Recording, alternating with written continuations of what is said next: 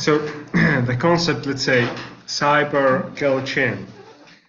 If you're not familiar with this term before, you might find it a little bit complex.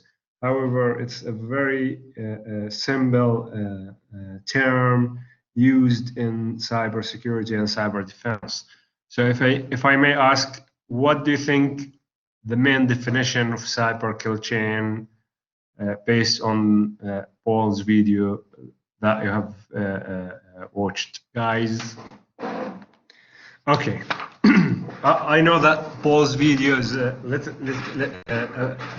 little bit fast, and I'd not give you that much time to see it, but I do believe that you will watch it again and again. That's fine.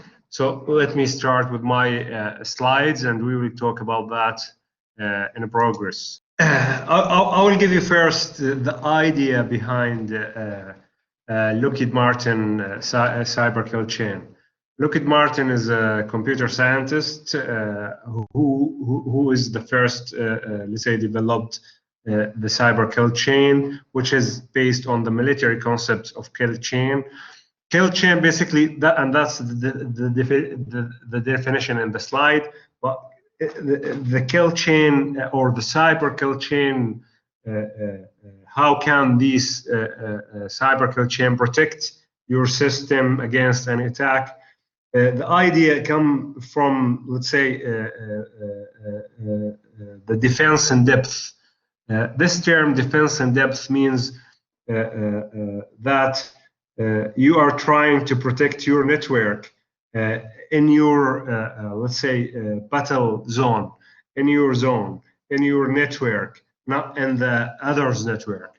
So the main idea comes from the military, while the attackers or the military soldiers try to restructure or break the attack and make the attack based on some steps.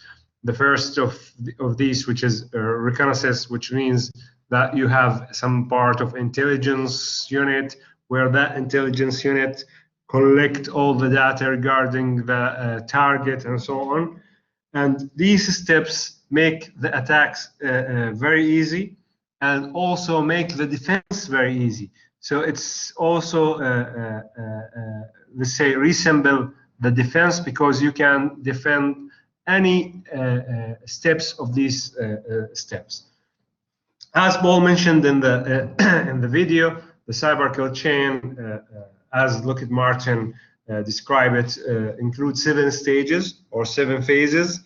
The reconnaissance, which means, and we will come to the definition in a bit, but mainly means collecting information, gathering information from any source of information, from email addresses, from date of birth, from targeting acquisition servers, the servers that include all the information, from the social media, from Google search, from any kind of resource that I can find a piece of information on it.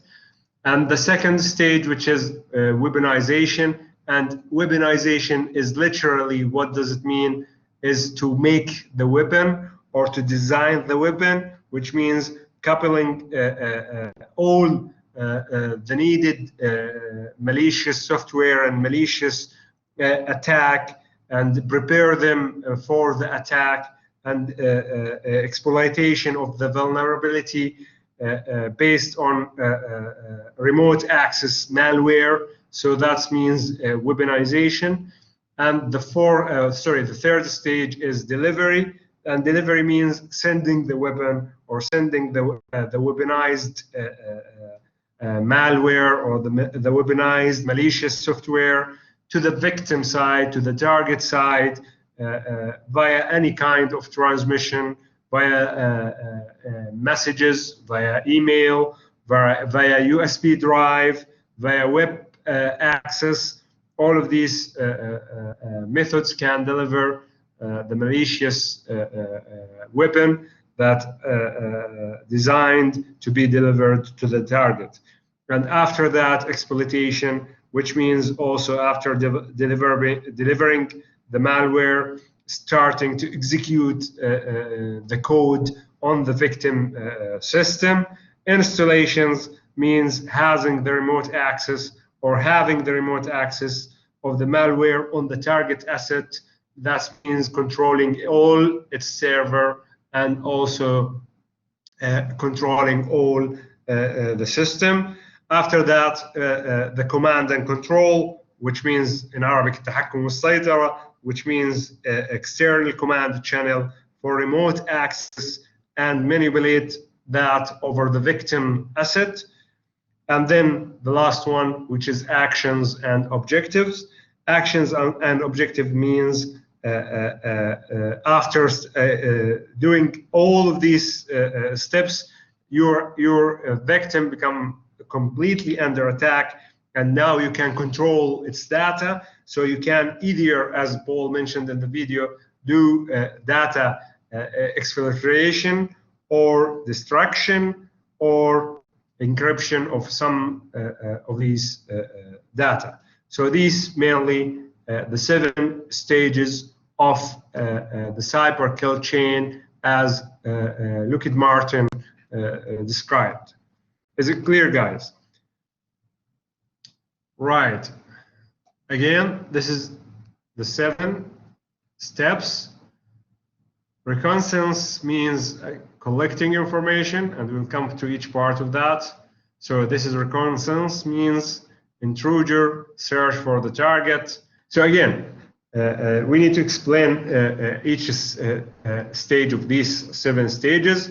If we are talking about reconnaissance, again, means, as we said, harvesting all the email address, the website, the search engines, and gather all the information.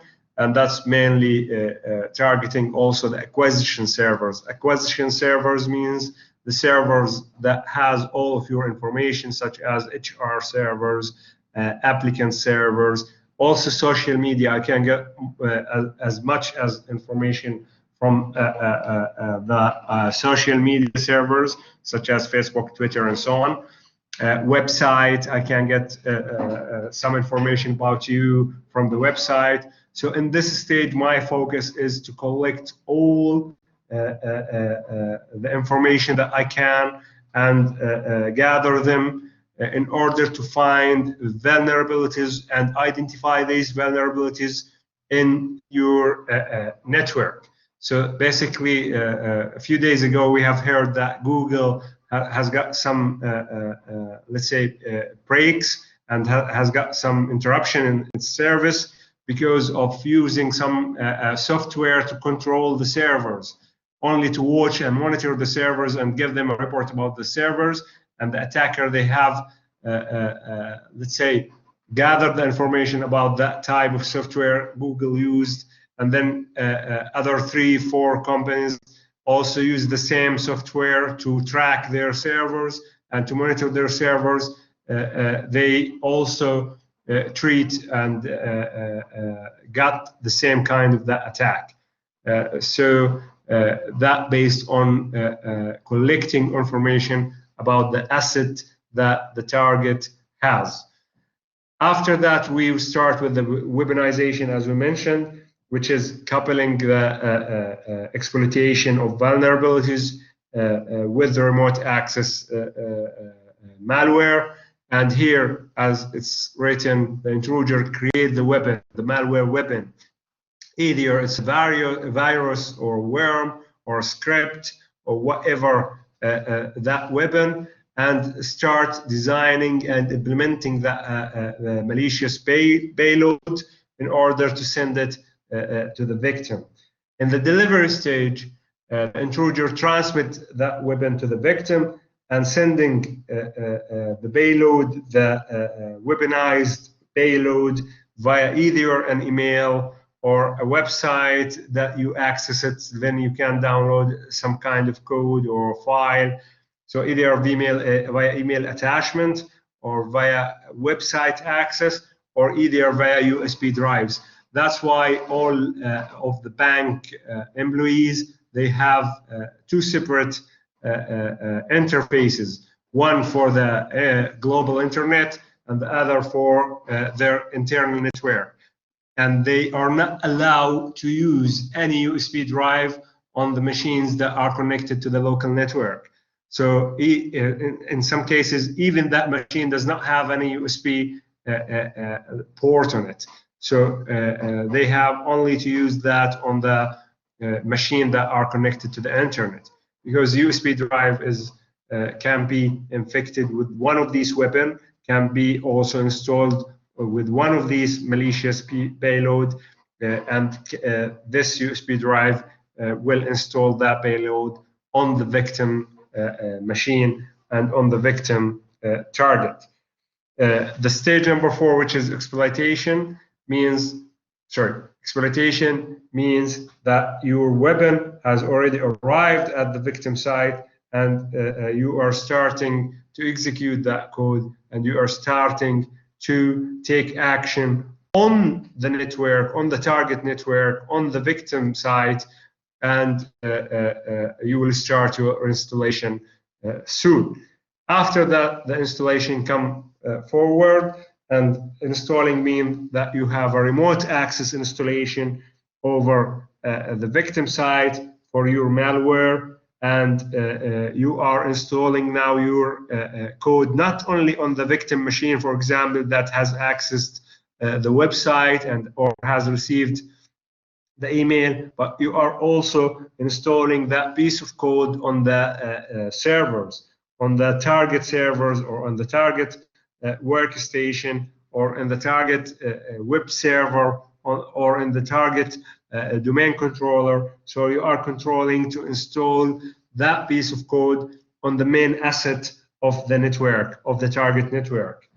And after that, the command and control come in the next stage in order to execute your attack, and or in order to execute the external commands that are installed on the remote access, and give you access as well in all the victim asset. So in the command and control, in that step, you have installed your code, you are ready to execute the attack, but you did not execute it yet, but you have remote access, and you are controlling all the assets of the target network. In the final stage, in the final step of Lockheed Martin cyber kill chain, the action on objective means that you are targeting the victim, and you start your attack, and you achieved your goal, and your let's say objective. That's why it's called action on objective. Your objective has been accomplished, and you completed your attack either by these 3 stuff which is mentioned here: data exfiltration, and Paul already mentioned that in the video. And again, exfiltration means that either you don't want his data, or the victim data is not really important for you, so you just delete it and remove it. That's exfiltration. Or data destruction, and destruction means either you delete it, or either the victim still has the data, but the data becomes useless, or you have encrypted the data, and you will ask for some kind of money in order to decrypt these data again, right? So this is basically the 3 main objectives that most of the attacker are looking for on the victim site. Is it clear, guys? Right. The whole of these 7 phases, to be honest, they are come in 3 main manners, or 3 main anatomy of cyber attack. And if we are talking about, let's say, timeline for executing these 7 stages, you can see here that reconnaissance and weaponization it might take a long time in order to gather the information and then prepare the malware based on the target vulnerabilities that you have discovered on the target site. And the delivery, exploitation, and installation, it might be happen in a few minutes or a few seconds or even in a day. And so you will deliver your code, you will start to install that on the server, you will, your code will have a remote access from your site. All of these might be happen so quick. And then your command and control and the action on the data itself might take a long time again. So this is mainly if we can imagine how much time all of these 7 stages takes. So the most, let's say, consumption of the time will be in collecting the data in reconnaissance and deleting these the data of the target, or either destruction it or encrypt it. So these are the main time consuming in the cyber attack or in the cyber kill chain attack. Right? Is it clear? So if I might ask a question here, guys, what do you think the main defense technique that you should follow in order to prevent the cyber kill chain attacks? What do you think the main defense technique?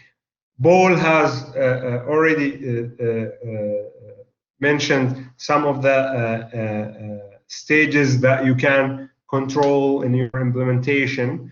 But I mean, if you have these 7 stages, how do you think that any target or any victim can prevent any attacker from having a cyber kill chain attack on its network?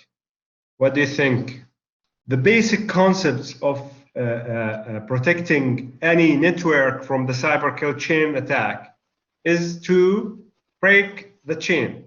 Break the chain. If you can break the chain, if you can stop any stage of this chain, then you can protect your network. That's why I mentioned in the beginning that it's true that you are restructuring the attack and having and you break the attack into several stages, but you have also many kinds of protecting from that attack. So you have only to break the chain at any stage. So either at the reconnaissance, either at or the weaponization, or at the delivery, or at the exploitation, or at the installation, or at the command and control. But you can't break the chain afterward, because on the actions, that means you are losing data. So you have to break the chain until reaching the command and control. After that, you are in the last one, and you can't even protect your data from that. That's a military concept, is to mitigate any of these stages and protect your data at any time. So that's why in the military they have the term that we not lose the war, but we lose the battle. So because the battle is one stage from the war stages. So you can at any stage protect your data again and protect the war. That's true. So for example, as you can see here, if you can prevent any attacker from collecting information about you, and that's why if you know, there is a website called Whois, or a protocol called Whois. Whois, and I can type it here in Google and show you that. Whois, or Whois, yeah. So that website, for example, whois.net, if I type here a domain name, I will get some information from that domain name. For example, let's say mu.edu.gov. But data available, which means it's protected. That's good. Let's try some other popular websites like Al-Ghad in Jordan, for example, alghad.com. Also protected. I might have the wrong lookup. Yeah, who is that one? That one. You.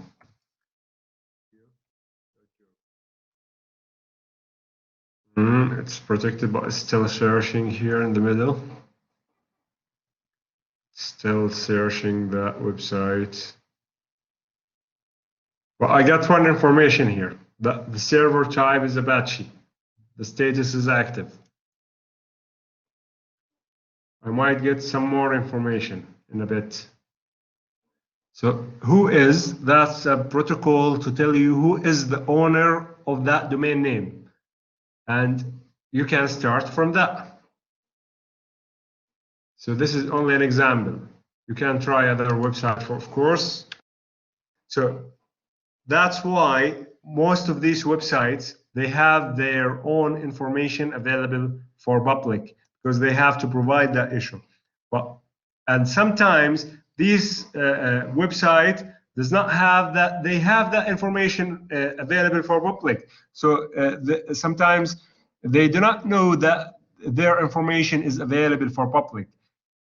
So it's misleading. Kais said it's a design web pages. Yeah, either that, the administrator of the website or the website designer even does not know how to protect the information of the website. But you can easily type, let's say, for example, on Google, Middle East University, and you will get more information about that as well, right? And you might use some protocol in order to ping the server and so on. So first of all, in order to protect yourself from the cyber kill chain, you have to break the chain, and break the chain means that you are understanding all of how the computer attacker can get information about your site, and you can also know how they can send attachment to your network. That's why you are using intrusion detection system. That's why you are using intrusion prevention system. That's why you are using honeypots. That's why you are using network access control. That's why you are using network access protection. So all of these, that's why you are using firewalls. That's why you are using VPNs and VLANs and so on.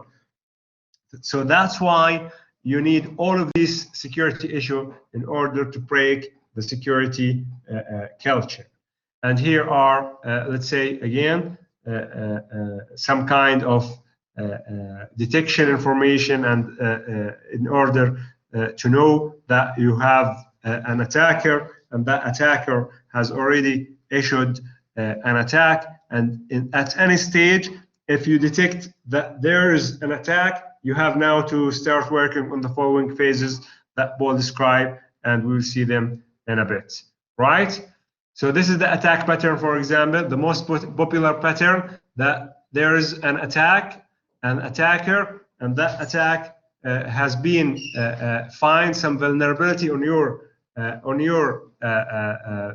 victim network, and they launch the attack, and then you have to detect and deny and disrupt and degrade the attack. So that's why we are working on the attack pattern. For example, here there is a sudden increase in network traffic. That means there is a potential attack on your victim network. After that, you have an increase in outbound transfer. That's also another potential transfer on the attack. So these are some kind of the attack. Here's the control matrix. But before talking about the control matrix, here you can see in the first row the phases of protecting your network from the cyber kill chain or the Lockheed Martin kill chain. The first one, detect. And what does detect mean? Basically, detect means determine when and how the attacker is performing their attack, or when and how the attacker is doing some malicious actions on your network or on your organization network. Deny means stop that, stop the attack, stop any attack from happening from the beginning by either preventing your information from being disclosed, or preventing unauthorized access, or using intrusion prevention system, not also intrusion detection system. Yeah, deny is reject. That's true. Deny is reject. Who said reject? One more time. Ruba again. Yes. Okay. What does disrupt mean, guys? Disrupt.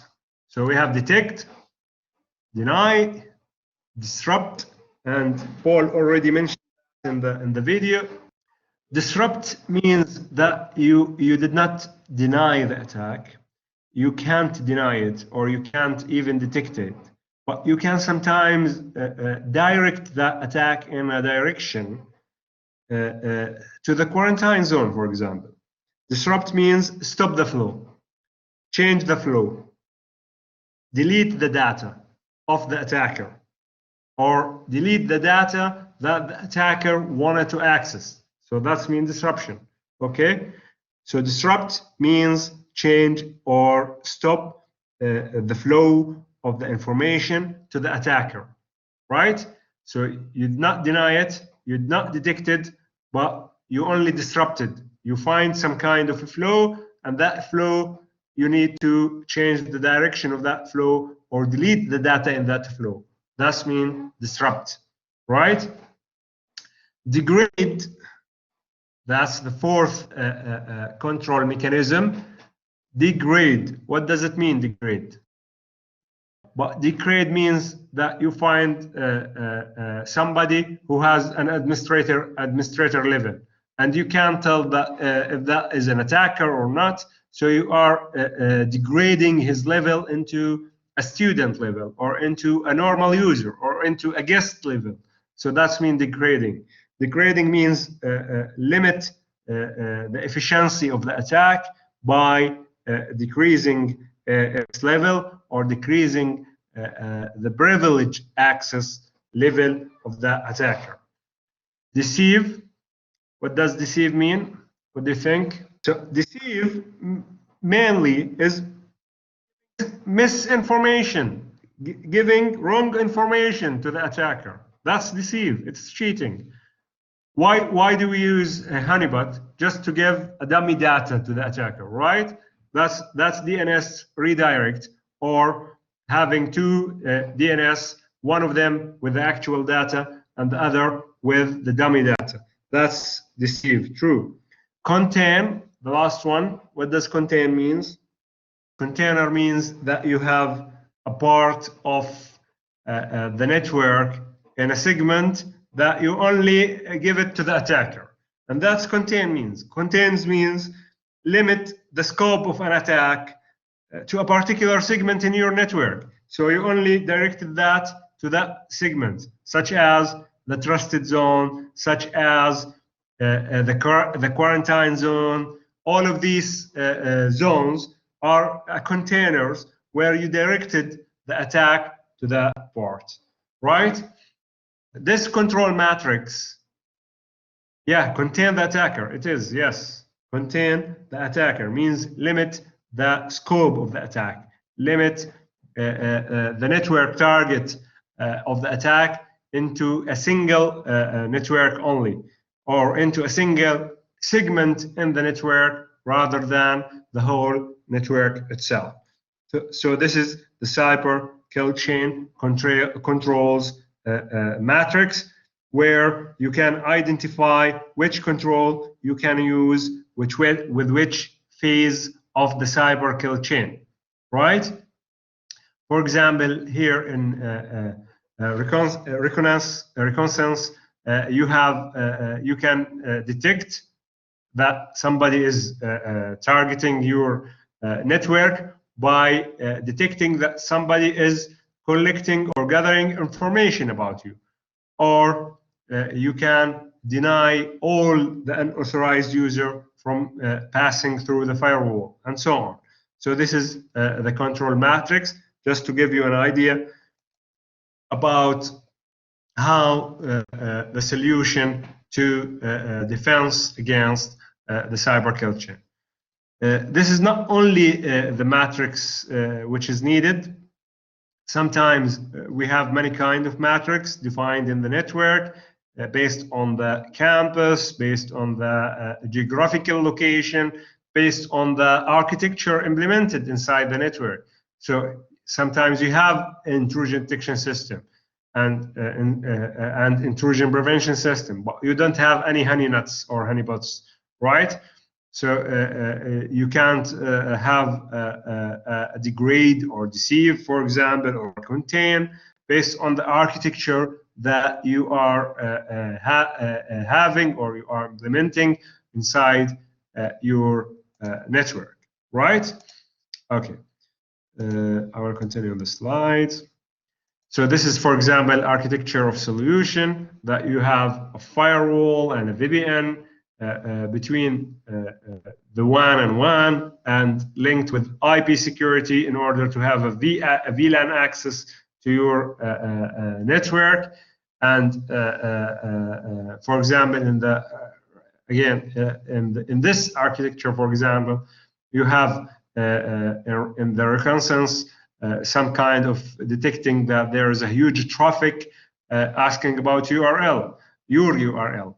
In the weaponization and delivery, you might use VPN, URL filtering, prevent any malware in the attachment, having SSL websites, and so on. All of these policies can be implemented in order to prevent or break the chain and prevent the weaponization. Also regarding the intrusion, the installation, the command and control, the action on objective, each one of these is depend on the architecture solution that you have. But at the end of Paul's slide as well, Paul's video, he also mentioned that there is some limitation of the cyber kill chain. Because do you think that the cyber kill chain is good enough to protect you from the internal attack or from internal, let's say, malicious software or from internal attack again?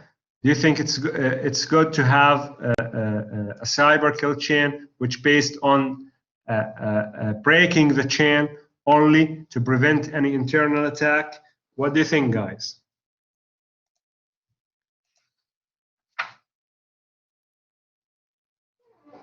Does anybody has any idea about that?